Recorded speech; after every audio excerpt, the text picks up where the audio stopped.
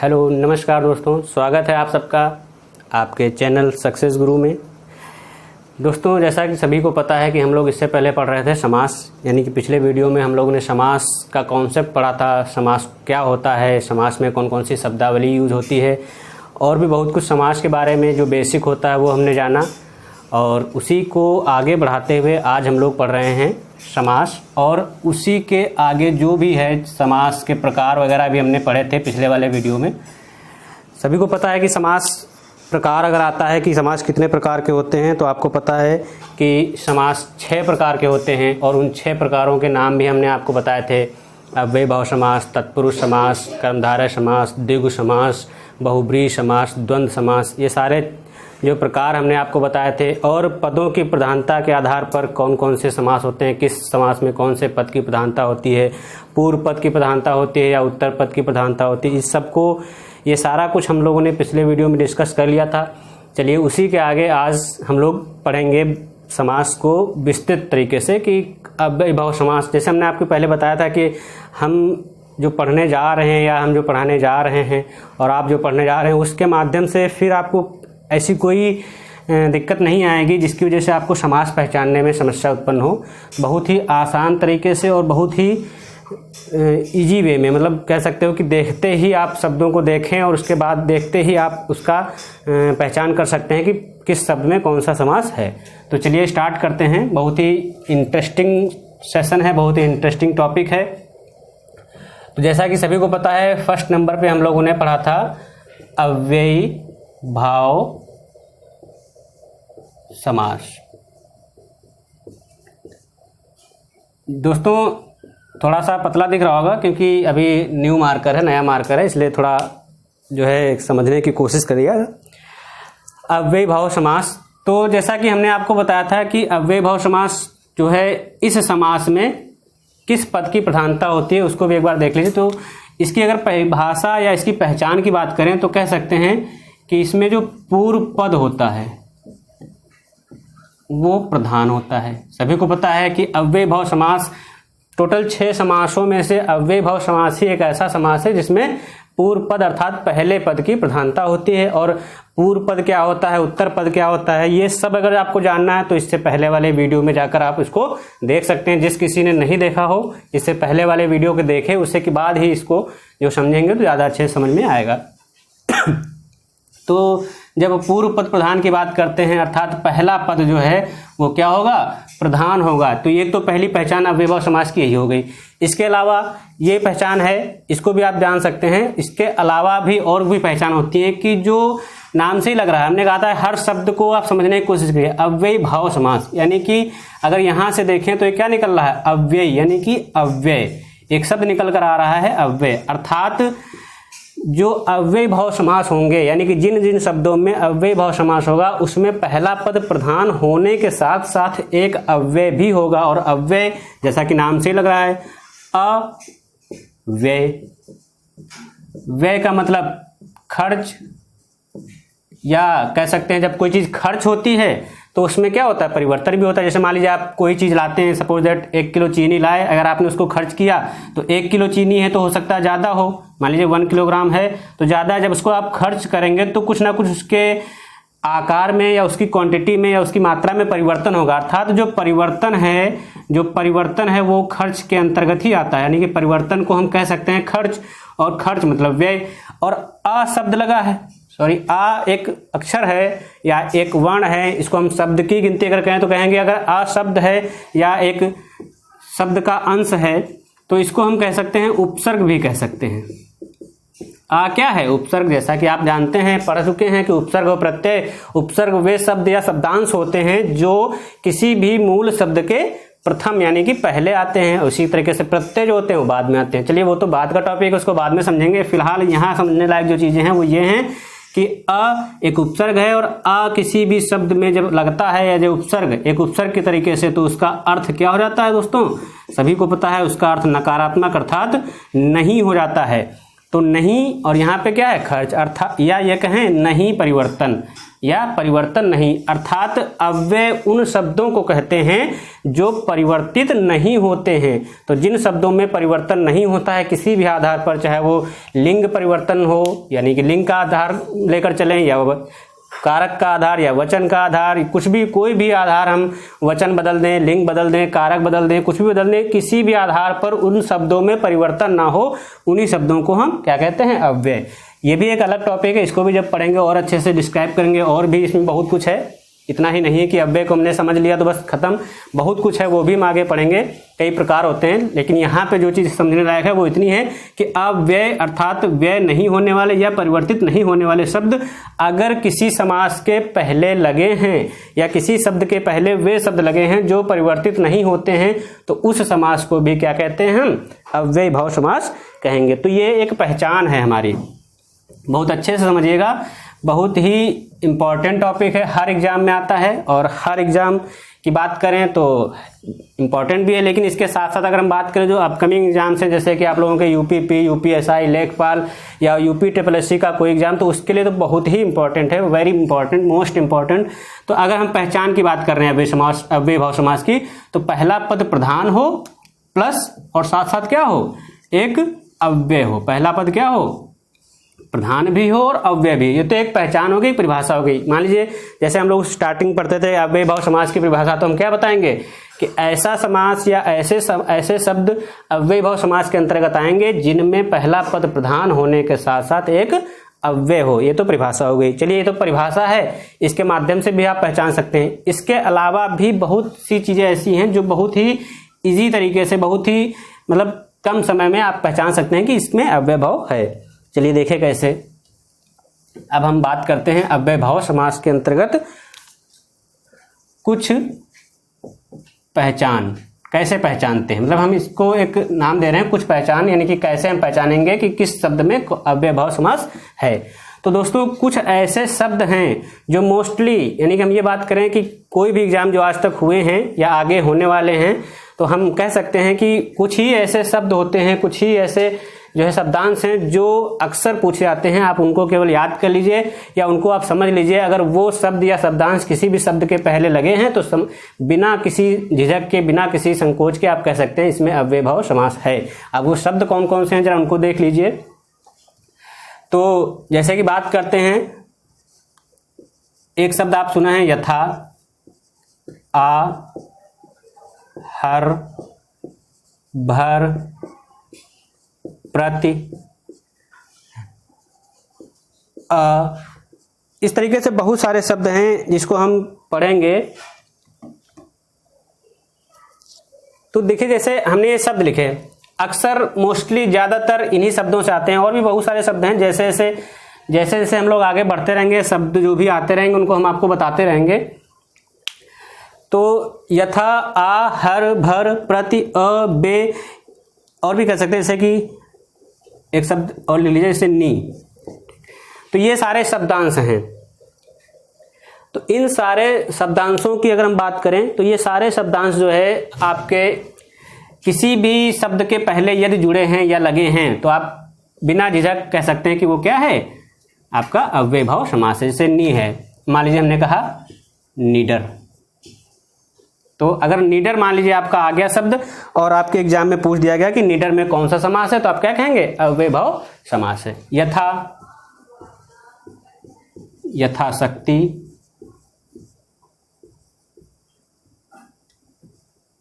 है ना, यथेष्ट, बहुत सारे शब्द हैं, यथाशक्ति, यथेष्ट, यथानुरूप, यथाक्रम, जो भी है, मतलब जो भी शब्द बनते हैं यथा से, यानी कि आप देख रहे हैं कि इनके सब इस शब्द के पहले क्या लगा? यथा लगा है। यहाँ भी अगर हम इसका छेद करेंगे, जब संधि पढ़ेंगे उसके अंतर्गत हम बताएंगे यथेष्ट कैसे हो गया, यथा धन ईष्ट अर्थात यथेष्ट।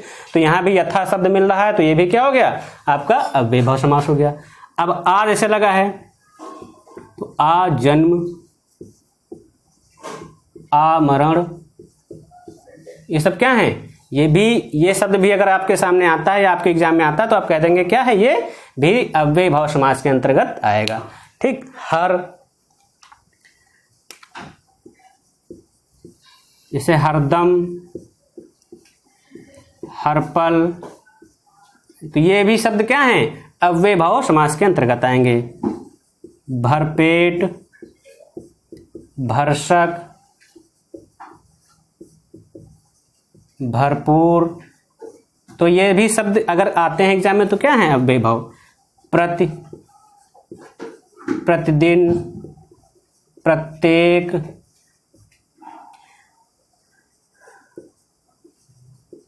अजन्मा, अकारण, ये भी क्या है अव्यय भाव? बेकसूर, बेरहम। तो ऐसे जितने भी शब्द बनेंगे यार, ये एक केवल और केवल उदाहरण स्वरूप में आपको बताया हमने शब्द। ऐसे बहुत सारे शब्द बनते हैं, बहुत बड़ा शब्दकोश है। तो आपको केवल इतना याद रखना है, इन शब्दों को याद नहीं रखना है, आपको खाली इतना याद रखना है, ये जो शब्द यहाँ पे हमने लिखे हुए हैं कि अगर किसी भी शब्द के पूर्व में ये आप इनको अगर इस तरीके से देखें, जैसे हमने आपको पहचान बताई थी कि पहला पद प्रधान होता है और साथ साथ एक क्या होता है? अव्यय होता है। तो आप अगर देखिए तो नि जो शब्द है ये उपसर्ग है और उपसर्ग के साथ साथ एक अव्यय भी है, क्योंकि आप किसी भी तरीके से अगर आप इसको चेंज करें तो नि जो है बदलता नहीं है, यथा भी बदलेगा नहीं। जितने भी शब्द हैं ये सब के सब क्या हैं? अव्यय हैं। और ये किसी भी शब्द के पूर्व में यदि लगे हैं तो आप बिना किसी संकोच के, बिना किसी जो है टाइम लगाए कि आपको टाइम लगाना है, आप तुरंत कह सकते हैं क्या है? अव्यय भाव समास है। ठीक है, तो आप ये एक पहचान हो गई हमारी अव्यय भाव समास की एक पहचान। तो दोस्तों ये एक पहचान है, इसको आपको याद ही रखना है, सबसे इंपॉर्टेंट है। इसके अलावा आप चाहें तो इसको नोट भी कर लीजिएगा या इसका स्क्रीनशॉट लेते चलिए साथ में, ताकि कोई भी समस्या न उत्पन्न हो। चलिए आगे देखते हैं। तो दोस्तों जैसा कि अभी तक आपने देखा कि अव्यय भाव समास को हमने पहचाना किस तरीके से कि हम कुछ शब्दों को याद रखें जो अव्यय का काम करते हैं और वो अव्यय भाव समास के अंतर्गत आते हैं। चलिए एक पहचान और भी है, उसको हम दूसरी पहचान कह सकते हैं या दे सकते हैं। अक्सर ये पहचान किताबों में नहीं मिलेगी आपको, क्योंकि ये कोई पहचान हमने नहीं बनाई है कि हमने कोई बनाई हो, लेकिन किताबों से ही एक पहचान का नाम हमने दे दिया है कि हम पहचान सकते हैं। तो दोस्तों पहचान ये है कि अगर कभी कभी शब्द की क्या होती है? पुनरावृत्ति हो जाती है। शब्द की क्या हो? पुनरावृत्ति। पुनरावृत्ति मतलब पुनः आवृत्ति, अर्थात वो शब्द पुनः आ जाए। तो वहां भी शब्द की पुनरावृत्ति होने पर अव्यय भाव समास की संभावना रहती है। अगर किसी भी शब्द की पुनरावृत्ति होती है तो वहां भी अव्यय भाव समास रहता है। कैसे? तो जैसे मान लीजिए हमने कहा शब्द की पुनरावृत्ति होने पर, तो अब जैसे मान लीजिए हमने एक शब्द लिखा, कोई भी शब्द लेते हैं, जैसे मान लीजिए आप जानते हैं रात एक शब्द है, ठीक, और उन्होंने फिर इस शब्द को लिख दिया रात। देखिए शब्द की पुनरावृत्ति हुई कि नहीं हुई? यानी कि रात रात, दिन दिन, बार बार, हाथ हाथ। तो यहां से आप ये देख रहे हैं कि हमने क्या लिखा, पहचान क्या लिखी है कि शब्द की पुनरावृत्ति होने पर अव्यय भाव समास होने की संभावना रहती है। तो जैसे आप देख रहे हैं रात शब्द है, इसकी पुनरावृत्ति हो गई, दिन शब्द है, पुनरावृत्ति हो रही, बार शब्द है, पुनरावृत्ति हो रही, हाथ शब्द है, पुनरावृत्ति हो रही। अब अगर इस तरीके से भी आपके एग्जाम में प्रश्न आते हैं कि रात रात में कौन सा समास है, तब भी आप कह देंगे क्या समास है? अव्यय भाव समास है। या फिर हमने आपको जब बताया था कि कोई भी प्रश्न पूछा जाता है तो दो तरीके से आता है, एक सामासिक पद दे देगा आपको तो भी आपको समास पहचानना होगा, या फिर आपको समास विग्रह दे देगा तब भी आपको समास पहचानना है। तो हमने आपको जब इससे पहले वीडियो पढ़ाया था तो उसमें हमने इसीलिए सर्वप्रथम हमने शब्दावली बता दी थी कि समास विग्रह क्या होता है, सामासिक पद क्या होता है, ये सारा कुछ हमने बता दिया था। अभी जो यहाँ पे हमने लिखा है ये क्या है? समास विग्रह है या सामासिक पद है? तो अगर इस तरीके से मान लीजिए हम देखें तो रात रात क्या बनता है? रातों रात। दोस्तों अगर मान लीजिए आपको आता है कि रात रात में कौन सा समास है तो आप कहेंगे अव्यय भाव, लेकिन यदि आता है कि रातों रात में कौन सा समास है तब भी आप कहेंगे क्या है? अव्यय भाव। जैसे दिन है, दिन दिन, तो क्या हो जाएगा? दिनों दिन, दिनों दिन। बार बार है तो क्या हो जाएगा? बारंबार। हाथ हाथ है क्या हो जाएगा? हाथों हाथ। तो ये आप देख रहे हैं कि हमने कहा कि यदि रात रात आता है, दिन दिन आता है, बार बार आता है या हाथ हाथ आता है तो बिना किसी संकोच के, बिना किसी टाइम लगाए, आप कह सकते हैं उसमें क्या है, अव्ययी भाव समास है। तो अब आप पहचानेंगे कि कैसे आप किसको कहेंगे कि ये समास विग्रह है, कि ये समास विग्रह है, या कौन सा इसमें सामासिक पद है या समस्त पद है। तो देखिए हमने बताया था कि जब समास में, जैसे मान लीजिए हमने कहा कि समास विग्रह किसको कहते हैं, जब एक सामासिक पद हो उसको कई पदों में विग्रहित कर दिया जाए। तो आप देख रहे हैं कि रातों रात में एक शब्द है, यहाँ क्या हो गया, दो शब्द हैं। दिनों दिन एक शब्द है, यहाँ क्या हो गया, दो शब्द है। यानी कि विग्रह ये हो रहा है कि ये हो रहा है। तो आप बिल्कुल देख रहे हैं कि ये जो है विग्रह है और ये क्या है, एक उसका सम्मिलित रूप है या संक्षिप्त रूप है। तो समास की समास की पहचान ही ये होती है कि समास मतलब क्या होता है।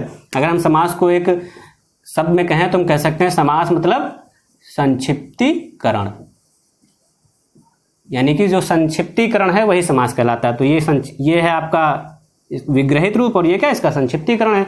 तो इसमें समास का नियम लगने के पश्चात ये सामासिक पद बन गए हैं। तो ये इस तरीके से भी आपसे पूछा जा सकता है और इस तरीके से भी पूछा जा सकता है, दोनों याद रखेंगे। इस वजह से हमने इसको इतना जो है डिस्क्राइब किया। तो दोस्तों अव्ययी भाव समास आपने अभी तक पढ़ा, तो इसमें देखा आपने दो पहचाने हमने आपको बताई। एक कुछ शब्द बताया जो अव्यय का काम करते हैं, अगर वो आते हैं तो अव्ययी भाव समास, और इस तरीके से अगर आते हैं तब भी अव्ययी भाव समास। तो उम्मीद है कि इस तरीके से आप पूरी तरीके से अव्ययी भाव को समझ चुके होंगे कि अव्ययी भाव समास क्या होता है और किन किन शब्दों में अव्ययी भाव समास होता है। चलिए अब नेक्स्ट आगे बढ़ते हैं। ये तो हमारा पहला समास था, जो समास के 6 प्रकार हम लोगों ने पढ़ रहे थे, उसमें पहला समास था अव्ययी भाव। दूसरा समास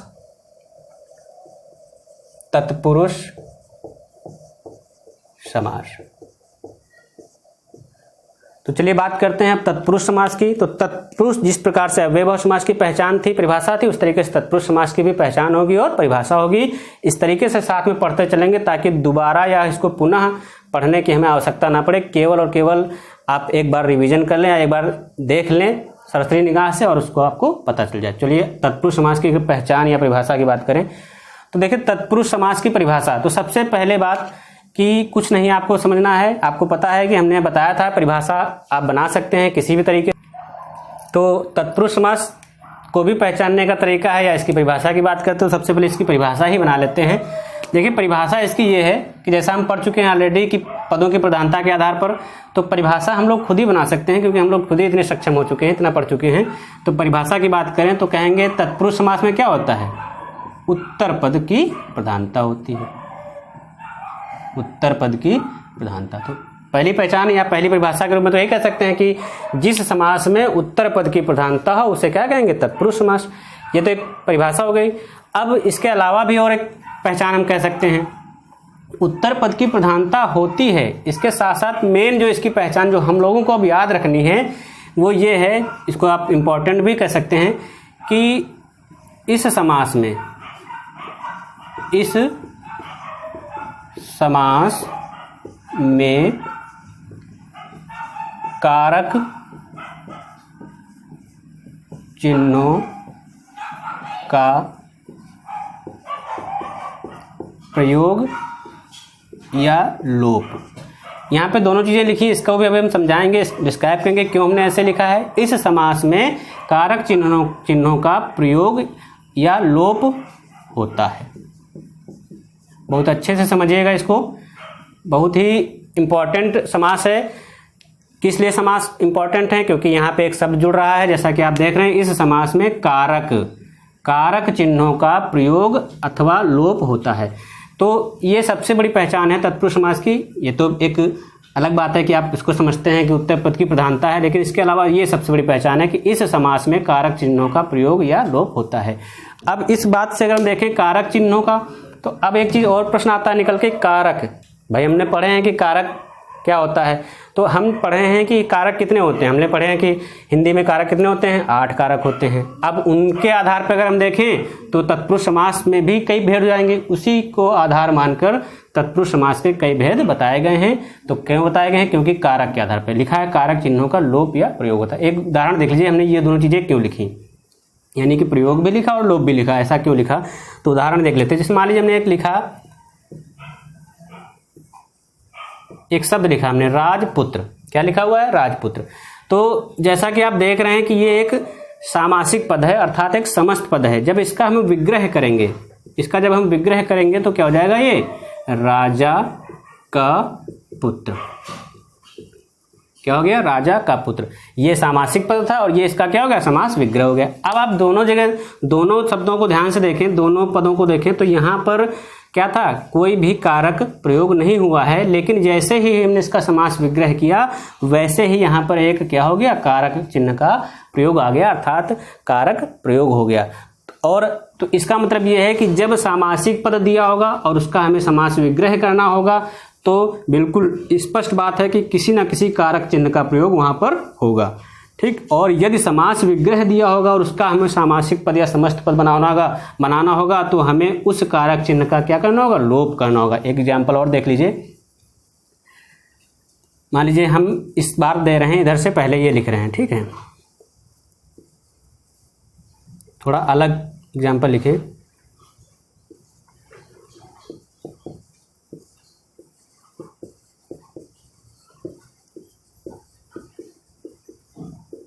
चलिए देखिए, लिखा है गगन को चूमने वाला।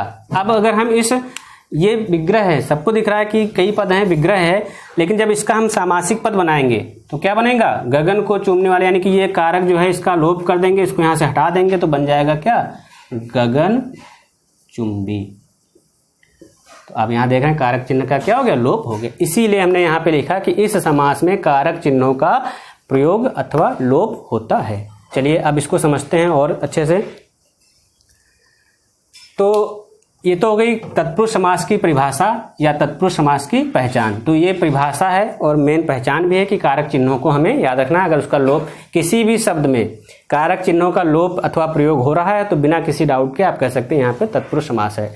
अब कारक चिन्हों के आधार पर तत्पुरुष समास के भेद होते हैं। क्या होते हैं, तत्पुरुष समास के भेद। तो तत्पुरुष समास के कितने भेद होते हैं, यदि ये प्रश्न आता है, हालांकि आएगा नहीं और आया नहीं है ज़्यादा, तो लेकिन फिर भी याद रखिएगा कि अगर तत्पुरुष समास के भेद पूछता है तो बिल्कुल कहते हैं तत्पुरुष समास के कितने भेद होते हैं, 6 भेद होते हैं। ये 6 भेद किसके आधार पर होते हैं, कारकों के आधार पर, कारक के आधार पर ही होते हैं। और हमको पता है कि कुल कारक कितने होते हैं, कुल कारक कितने होते हैं, 8 होते हैं, लेकिन भेद कितने हैं, 6। तो इसका मतलब 2 क्या हो रहे हैं, कम हो रहे हैं। वो 2 कौन कौन से कम हो रहे हैं, तो आपको पता है जब हम स्टार्ट करते हैं कर्ता कारक, कर्म कारक, कर्ता ने कर्म को करण से संप्रदान, पूरा एक हम लोग कविता की टाइप, श्लोक टाइप का पढ़ते हैं, तो उसी को अगर आप याद रखें तो देखिए कर्ता और जो लास्ट में होता है कहते हैं संबोधन, संबोधन। ये 2 कारक ऐसे हैं जो नहीं काउंट होते हैं, इसी वजह से 8 से 2 माइनस हो जाते हैं, अर्थात 6। तो कारक के आधार पर कुल कारक 8 होते हैं।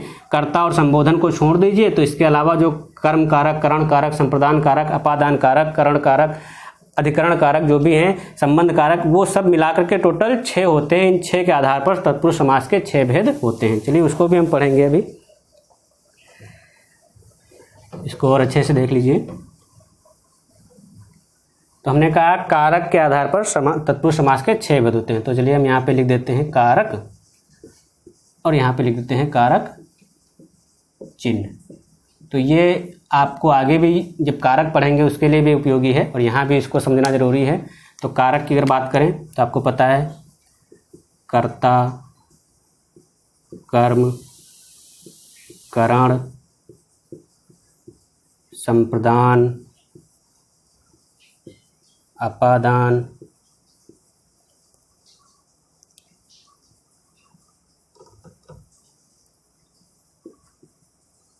संबंध, अधिकरण और संबोधन। तो दोस्तों देख रहे हैं ये टोटल जो है 8 कारक हैं, 1 2 3 4 5 6 7 8। अब इनके कारक चिन्ह हम देख लेंगे। कर्ता कारक चिन्ह क्या होता है, ने। कर्म को करण से या के द्वारा भी होता है। संप्रदान के लिए अपादान से, संबंध का, की, के, अधिकरण में, पर, और संबोधन है, अरे, तो ये एक, अगर संबोधन की बात करें तो पता है संबोधन नहीं होता, इसलिए अगर नहीं भी दिख रहा तो कोई दिक्कत नहीं, खाली आपको ये वैसे भी छोड़ना है। ठीक, संबोधन नहीं होता है। दोस्तों याद रखिएगा, जब इसकी बात करते हैं तो ये 2 कारक नहीं आते हैं। हमने पहले ही बताया कि टोटल 6 ही कारक के आधार पे हम जो है तत्पुरुष समास के भेद करते हैं। तो वो 6 कौन कौन से हैं? ये हैं कर्म कारक, करण कारक, संप्रदान कारक, अपादान कारक, संबंध कारक, अधिकरण कारक। अब आप इनको याद रखिए। सबसे इंपॉर्टेंट आपको क्या याद रखना है? ये तो याद ही रखना है, इनके साथ साथ इनके जो कारक चिन्ह है उनको याद रखना है, क्योंकि कभी कभी जब एग्जाम में प्रश्न पूछता है तो आपसे पूछ लेता है कि तत्पुरुष समास तो है, लेकिन तत्पुरुष समास का भेद कौन सा है। तो तत्पुरुष समास का भेद आप तभी बता पाएंगे जब आप उनके कारक चिन्हों को याद रख पाएंगे अच्छे से। तो आप उनको तो याद ही रखना है, प्लस इनको भी याद रखना है। ये जो ये लिखे हुए हैं इनको आपको एकदम अपने दिमाग में क्या करना है? बिठा लेना है, एकदम कंठस्थ कर लेना है, क्योंकि इन्हीं के माध्यम से ही हम पहचान पाएंगे कि तत्पुरुष समास तो है और तत्पुरुष का भेद कौन सा है। चलिए इनको आप देख लीजिए कि अगर को है, मान लीजिए यदि सपोज दैट कोई भी एग्जाम्पल है, जैसे मान लीजिए हमने कभी लिया था, एक एग्जाम्पल आपको बताया था राजा का पुत्र। तो ये जब एग्जाम्पल हमने आपको बताया था तो आप इस एग्जाम्पल को इसके माध्यम से कैसे पहचानेंगे? चलिए हमने देखा कि एक कारक का प्रयोग हो रहा है, अर्थात यहाँ पे तत्पुरुष है। भाई हमने तत्पुरुष समास की परिभाषा बताई थी, पहचान बताई थी, कारक का प्रयोग या फिर लोप होता है। तो जैसे आपने देखा कि कारक का प्रयोग हो रहा है, यानी कि यहाँ पे ये तो 100% श्योर है कि तत्पुरुष है। लेकिन यदि पूछ दे कि तत्पुरुष का कौन सा भेद है, तो अब आप यहाँ पे जो कारक चिन्ह प्रयोग हुआ है उसको याद रखिए और देखिए कि का जो है कारक चिन्ह किसमें प्रयोग हुआ है। तो अगर आप इसको ध्यान से देखें तो का कारक चिन्ह कहाँ प्रयोग हुआ है? ये प्रयोग हुआ, और का कारक चिन्ह किस कारक में है? संबंध कारक में है। तो आप बिल्कुल कह सकते हैं कि इसमें तत्पुरुष समास है, और तत्पुरुष समास का भेद कौन सा है? संबंध कारक। ठीक, तो क्या कर सकते हैं? संबंध तत्पुरुष समास। तो क्या हो जाएगा आंसर कि राजा का पुत्र अर्थात राजपुत्र में संबंध तत्पुरुष समास है। ठीक, चलिए अब इसको और अच्छे से देखते हैं हम लोग। तो अभी तक हमने देखा कि तत्पुरुष समास के कितने भेद होते हैं? 6 भेद होते हैं। अब उन 6 भेदों को जो है हम बारी बारी से पढ़ लेंगे। तो अगर हम तत्पुरुष समास के भेद की बात करते हैं तो जैसा कि हमने पता है कि कर्ता नहीं होता, तो कर्ता के बाद क्या हो जाएगा? कर्म तत्पुरुष समास। क्या हो जाएगा? पहला हो जाएगा कर्म तत्पुरुष समास, दूसरा क्या हो जाएगा? करण तत्पुरुष समास। आगे आप समझ सकते हैं कि तत्पुरुष समास है, वैसे भी लिखने में हम थोड़ा कंजूसी करते हैं, तो आप इसको समझ जाइएगा। कर्म तत्पुरुष और ये क्या है? करण तत्पुरुष। संप्रदान तत्पुरुष, अपादान तत्पुरुष, संबंध तत्पुरुष और अधिकरण तत्पुरुष। तो दोस्तों अगर तत्पुरुष समास के भेद आता है तो हम कहेंगे तत्पुरुष समास के टोटल 6 भेद होते हैं, जो हमने आपको सामने लिखे हुए हैं। कर्म तत्पुरुष समास, करण तत्पुरुष समास, संप्रदान तत्पुरुष समास, अपादान तत्पुरुष समास, संबंध तत्पुरुष समास और अधिकरण तत्पुरुष समास। अब इनके हम कुछ एग्जाम्पल देख लेंगे और आप खुद ही पहचान सकते हैं कि बहुत आसानी से पहचान जाएंगे कि इसमें तत्पुरुष समास है और तत्पुरुष समास का कौन सा भेद है। चलिए कुछ एग्जाम्पल्स की बात करते हैं। तो जैसे मान लीजिए हमने एक एग्जाम्पल लिखा, हम इनके सामने नहीं लिख रहे हैं, हम एक एग्जाम्पल अलग से लिख रहे हैं। आप भी थोड़ा समझने की कोशिश करिएगा कि जल्दी से पहचानिएगा कौन सा है कौन सा नहीं है, बाकी हम तो फिर बताएंगे ही। चलिए एक एग्जाम्पल मान लीजिए हमने लिखा, जैसे हमने एक शब्द लिखा, पूछा गया आपसे बताइए कि एक शब्द है स्वर्ग प्राप्त, और आपसे पूछ दिया गया कि स्वर्ग प्राप्त में कौन सा समास है। तो चलिए जल्दी से अपने मन में सोचिए जरा कौन सा है, फिर हम बताते हैं। स्वर्ग प्राप्त, तो देखिए किसी भी शब्द में कौन सा समास है उसको पहचानने के लिए सबसे जो बेसिक चीज है, सबसे जरूरी चीज है वो ये है कि आप सामासिक पद दिया गया है, अगर जैसे ये सामासिक पद है, आप पहले समझ लीजिए सामासिक पद क्या होता है। सामासिक पद अच्छे समझिएगा कि जब समास के नियम लगने के पश्चात, यानी कि समास के नियम के बाद जो शब्द बनता है उसी को हम कहते हैं सामासिक पद। अर्थात जब कोई सामासिक पद दिया हो तो आप उसका समास विग्रह करना जानते हो। आप उसका समास विग्रह करना अगर नहीं जानते हैं तो आपको समास पहचानने में क्या होगी? दिक्कत होगी। और यदि समास विग्रह दिया हुआ है और आप उसका सामासिक पद बनाना जानते हो तो भी आप कर सकते हैं, तो आपको दिक्कत नहीं होगी। यानी कि इन दोनों चीज़ों को आप बहुत अच्छे से समझ लीजिए कि सामासिक पद से समास विग्रह करना और समास विग्रह से सामासिक पद बनाना। तो जैसे हमने लिखा स्वर्ग प्राप्त, तो आपको तुरंत आपके मन में आना चाहिए कि स्वर्ग प्राप्त का समास विग्रह क्या होगा? स्वर्ग को प्राप्त। तो जैसे आपने देखा क्या आ गया? को। और को किस में आता था? करण में नहीं आता है। हमने कहा ना हम किसी का एग्जाम्पल नहीं बता रहे, इसलिए इसके सामने है तो ये मत सोचेगा कि इस करण का एग्जाम्पल है, नहीं।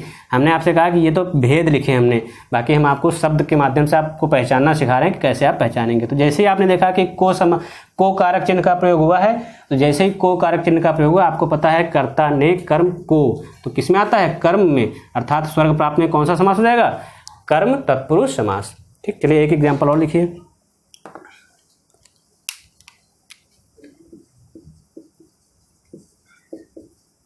ग्रामगत। क्या लिखा हुआ है ये? ग्रामगत। अगर अब इस शब्द को आप विग्रह करके देखें तो क्या होगा?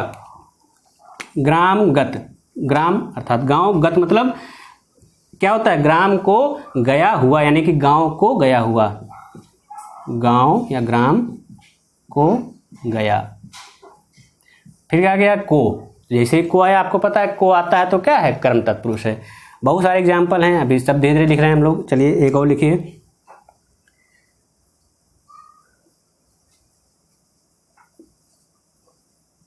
थोड़ा कठिन एग्जाम्पल लिखना चाहते हैं, इसलिए थोड़ा याद नहीं आ रहा है।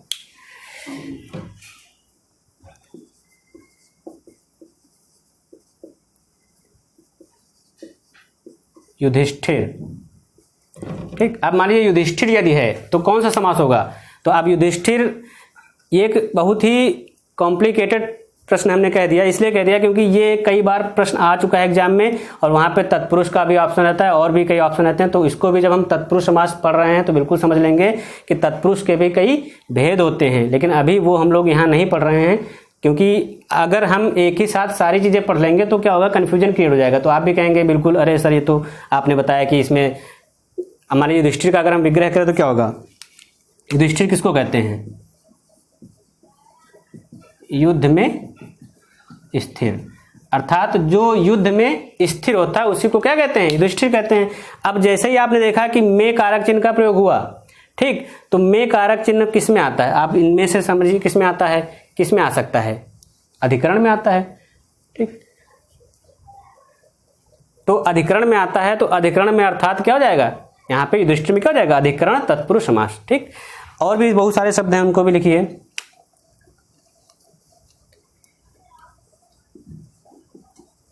चलिए एक शब्द ये देखिए, क्या लिखा है? बाणाहत।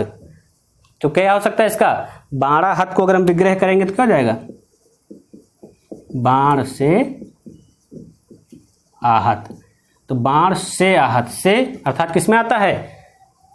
किस में आता है? करण में आता है। तो क्या हो जाएगा? करण तत्पुरुष समास। चलिए अब हम कुछ, ये तो आप समझ गए होंगे कैसे पहचानना है। अब हम कुछ शब्द लिख रहे हैं, इनको आप पहचानिए और बताइए कौन कौन से समास हैं। ठीक है, कुछ शब्द लिख रहे हैं, उनको पहचानिए फिर बताइए। कुछ शब्द लिखे हुए हैं, इनको देखिए और बताइए इनमें कौन कौन से समास, यानी कि चूंकि तत्पुरुष समास ही हमने पूछा, इसलिए तत्पुरुष समास का ही कौन सा भेद हो सकता है। जैसे कि आपको पता है कि तत्पुरुष समास के 6 भेद होते हैं। बहुत ही जल्दी से इनको देखिए और साथ साथ हम बताते चलते हैं।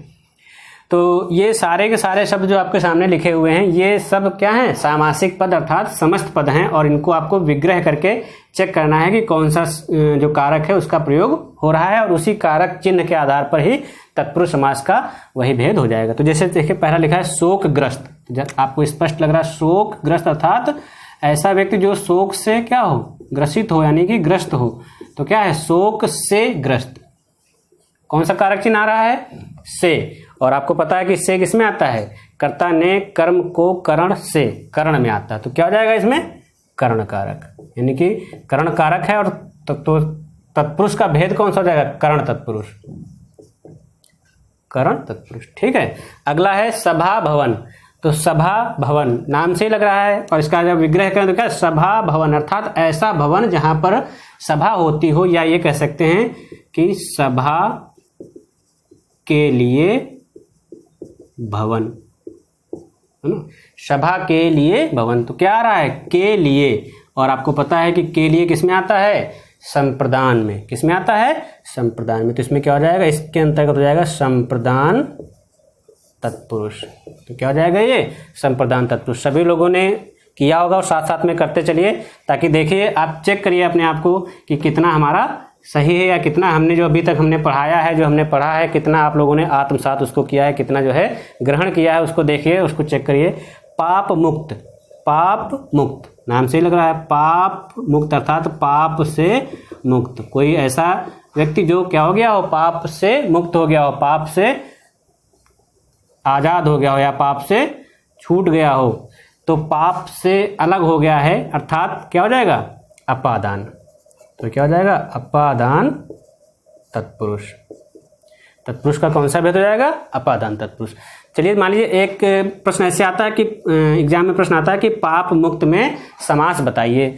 तो अब केवल अगर ऑप्शन पे डिपेंड करता है कि क्या ऑप्शन क्या पूछेगा। मान लीजिए पाप मुक्त में समास पूछता है और ऑप्शन आपको देता है तत्पुरुष, कर्मधारय, द्विगु, द्वंद्व, तो आपको पता है कि क्या हो जाएगा, तत्पुरुष हो जाएगा। लेकिन यदि ऑप्शन देता है कि तत्पुरुष और तत्पुरुष के बाद देता है कि अपादान तत्पुरुष, तो आप क्या लगाएंगे, अपादान तत्पुरुष। मतलब जो ऑप्शन का मतलब ही होता है जो सबसे नियरेस्ट हो, सबसे करीबी ऑप्शन मिल रहा हो, वही हमारा सही होता है। तो ये हो जाएगा अपादान तत्पुरुष। गंगा जल नाम से ही लग रहा है, गंगा जल अर्थात गंगा का जल। जो गंगा का जल होता है उसे हम क्या कहते हैं, गंगा जल। तो गंगा का जल, का तो किसमें आता है, संबंध में। तो क्या हो जाएगा, संबंध तत्पुरुष। तो आप देख रहोगे ना कि जब तक हमको वो चीज़ जो हमने आपको एक कारक और कारक चिन्ह बताई थी वो नहीं याद होगी कि किस कारक का कौन सा संबंधित कारक चिन्ह होता है, तब तक आपको समास पहचानने में थोड़ी समस्या आ सकती है। लेकिन कहते हैं कि धीरे धीरे अगर आप पढ़ेंगे तो बिल्कुल याद हो जाएगा, बिल्कुल समझ में आ जाएगा। राजनीति, क्या लिखा है, राजनीति। तो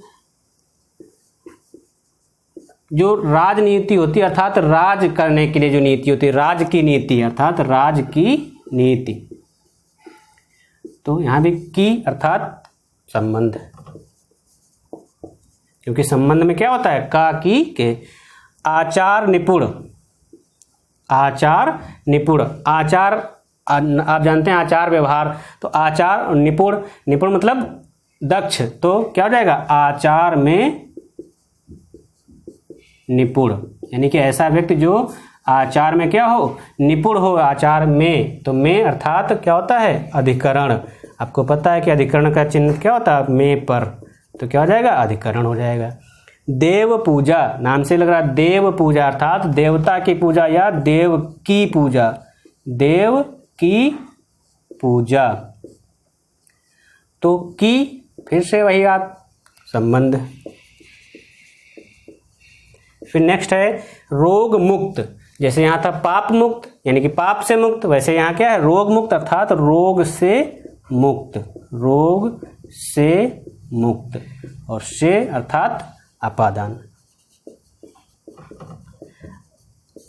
जो से कारक चिन्ह है वो दो में आता है, करण में भी आता है और अपादान में भी आता है। लेकिन करण मतलब होता है से, करण से अर्थात के द्वारा, यानी कि जिसके माध्यम से कुछ हल हो रहा हो, या जब जो से जो है वो एज अ उपकरण के लिए प्रयोग हो, साधन के लिए प्रयोग हो, तब वो करण होता है।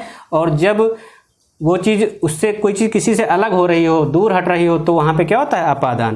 यानी कि अपादान जो होता है वो अलगाव के लिए होता है और जो करण होता है वो जो है उससे जुड़ने के लिए होता है। जैसे शोक से ग्रस्त, शोक से ग्रसित हो रहा है मतलब शोक से जुड़ रहा है, तो इसलिए यहाँ पे करण हो गया। और यहाँ हो गया रोग से मुक्त, यानी कि रोग से क्या हो रहा है, दूर हट रहा है, रोग से मुक्त हो रहा है, रोग उससे जा रहा है, तो क्या हो जाएगा, अलग हो गया। तो दोनों में जो डिफरेंस होता है, जो अंतर होता है, उसको अच्छे से याद रखिएगा। फिर नेक्स्ट है डाक गाड़ी। तो यदि हम बात करें डाक गाड़ी, तो जैसे ही डाक गाड़ी, तो क्या होता है, डाक के लिए गाड़ी। तो डाक के लिए गाड़ी, जैसे लग रहा है क्या, कौन सा कारक चिन्ह आया, के लिए। और के लिए आपको पता है किसमें आता है, अभी कहीं के लिए आया था, ये देखिए सभा भवन में आया था के लिए। तो के लिए मतलब क्या है, संप्रदान। तो यहाँ भी क्या हो जाएगा, संप्रदान हो जाएगा। तो इसको भी आप लिख लीजिए, यहाँ लिख दें, यहाँ लिख दें,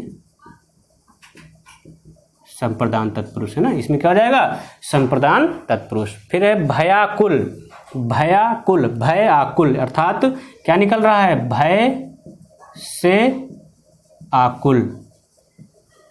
अब यहाँ पे जो से आया है ये क्या हो रहा है, भय से आकुल हो रहा था। तो कोई भी व्यक्ति है या कोई ऐसा बच्चा है जो भय से डर रहा है, भय से ग्रस्त है, यानी एक तरीके से कह सकते हैं भयभीत है, तो भयाकुल, तो क्या हो रहा है, जुड़ रहा है। तो जुड़ रहा तो मतलब से अर्थात क्या हो जाएगा, करण। तो यहाँ पे तत्पुरुष का कौन सा भेद हो जाएगा, करण तत्पुरुष। फिर है माखन चोर। माखन चोर किसको कहते हैं, नहीं पता, पता होना चाहिए। माखन चोर कहते हैं श्री कृष्ण भगवान को। तो माखन को चुराने वाला, जो माखन को चुराने वाला होता है वही क्या होता है, माखन चोर होता है। भगवान कृष्ण माखन बहुत चुराते थे, इसलिए क्या हो गए, माखन चोर हो गए वो। तो माखन को चुराने वाला, को आपको पता है को किस में आता है, कर्ता ने कर्म को, यानी कि कर्म में आता है। तो यहाँ क्या हो जाएगा, कर्म तत्पुरुष, है ना।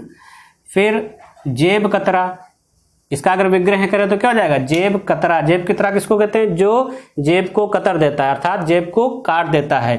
जेब को काटने वाला क्या हो जाएगा, जेब को काटने वाला। तो जब जेब को काटने वाला, फिर यहाँ पे को आया तो आप समझते हैं किसमें होता है, कर्म में। तो क्या हो जाएगा, इसमें भी हो जाएगा कर्म तत्पुरुष। फिर मदांध। अगर इसका हम विग्रह करें, मदांध अर्थात ऐसा व्यक्ति या ऐसा कोई भी जो मद में क्या हो, अंधा हो, मद से अंधा हो गया हो। तो मद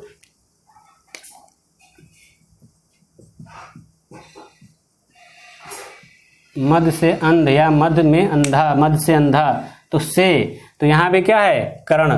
तो अब देखिए, एक बार ये प्रश्न आपके एग्जाम में आ चुका है कि मदांध में कौन सा समास है, तत्पुरुष समास का कौन सा भेद है। तो कुछ लोग मद से अंधा भी कहते हैं और मद में अंधा भी कहते हैं, मद में अंधा हो गया।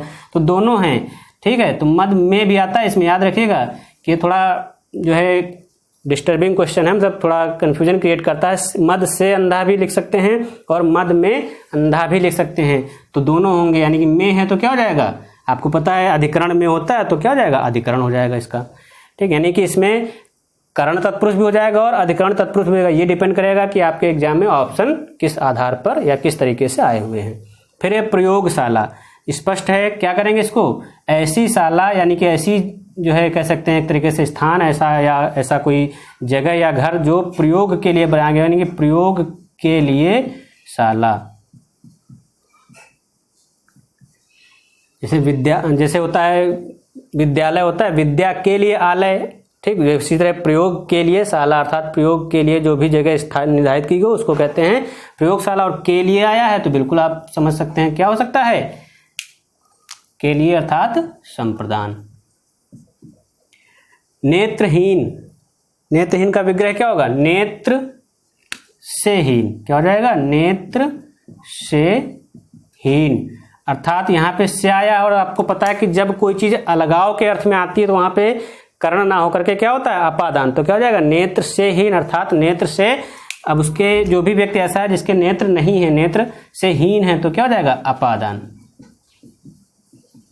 और नेक्स्ट है देश रक्षा। तो इसका क्या हो जाएगा, देश रक्षा, देश की रक्षा। क्या हो जाएगा, देश की रक्षा। और की आता है तो आपको बहुत अच्छे से पता है कि की किस में आता है, संबंध में। तो क्या हो जाएगा, संबंध।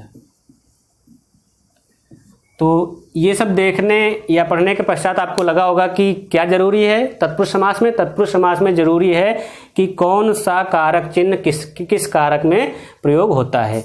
तो इसको आप समझ गए होंगे कि तत्पुरुष समास क्या होता है, और इससे पहले जो हमने बताया अव्ययभाव समास वो क्या होता है, बहुत अच्छे से हमने बताया। अब नेक्स्ट जो बचे हुए आपके 4 समास हैं, द्विगु समास, द्वंद्व समास, कर्मधारय समास और बहुब्रीहि समास, वो जब नेक्स्ट वीडियो हम लाएंगे उसमें आपको बताएंगे।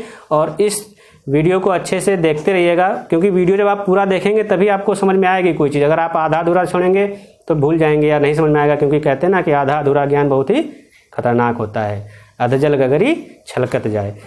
इसके साथ साथ चलिए लास्ट में एक बात और आपको बताना चाहते हैं कि हम लोग अब जो है हमारी टीम या जो हमारा जितना भी स्टाफ है वो सब लाइव क्लासेस के लिए तैयार है, और जल्द ही आपको 1 या 2 दिन में लाइव क्लासेस का शेड्यूल आपको प्राप्त हो जाएगा किसी ना किसी तरीके से, किसी ना किसी माध्यम से, चाहे वो सोशल मीडिया हो या किसी माध्यम से।